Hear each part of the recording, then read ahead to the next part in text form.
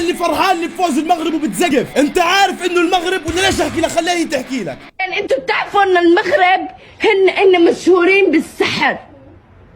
رونالدو اللي بيلعب سنين هو وصغير فجأة يخسر. ولك حتى جورجينيا اللي هي مرته بعد ما خلصت المباراة راح تتصور مع المعجبين تاعونها، ما زعلتش قدك. وبعدين انت بعرتي الاسم تبعه، يعني اسمه كريستيانو رونالدو، مش حط لي هذا كله على جنب. حدا مفهمك حكيم زياش واشرف حكيمي وهم صغار كانوا يلعب مشاعر ثلاثينية جادة مثلا؟ ما هم كلهم بيلعبوا فوتبول من زمان يا عمري. بس بتصدق كل ما اتذكر كيف حكت اسم كريستيانو رونالدو. رونالدو طبعا تستبعدش لو سالتها رونالدي تبعك هذا وين بيلعب تقول لك بريال مدريد. ولكن على اي حال اذا مش عامل اضحكني اضحكني واحببته، واذا مش عامل متابع عمل متابعه، لانه هسه عندي ميزه جديده راح نخش على الملعب نشاهده من عند الجمهور.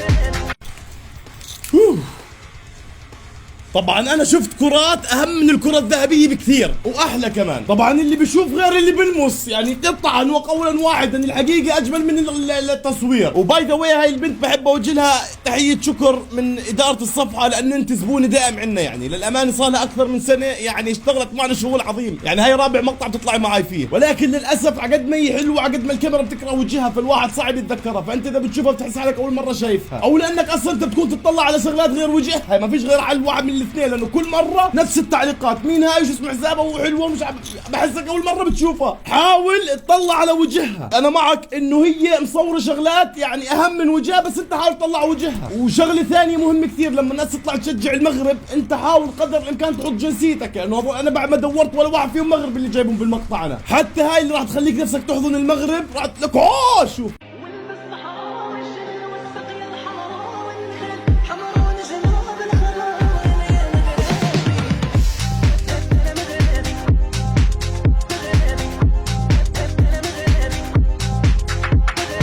إن أردت البكاء ولم تجد من يحنو عليك فضع رأسك على المغرب وابكي. إذا أردت القوة وتريد أن تتمسك بشيء فامسك بالمغرب. إذا شعرت أنك ضعيف وتريد من يحنو عليك فاحتضن المغرب. طبعا هاي مش مغربية تمام، وللأمانة دورت ما عرفت شو جنسيتها، ولكن للأمانة بتخلي الواحد نفسه يمسك المغرب والله.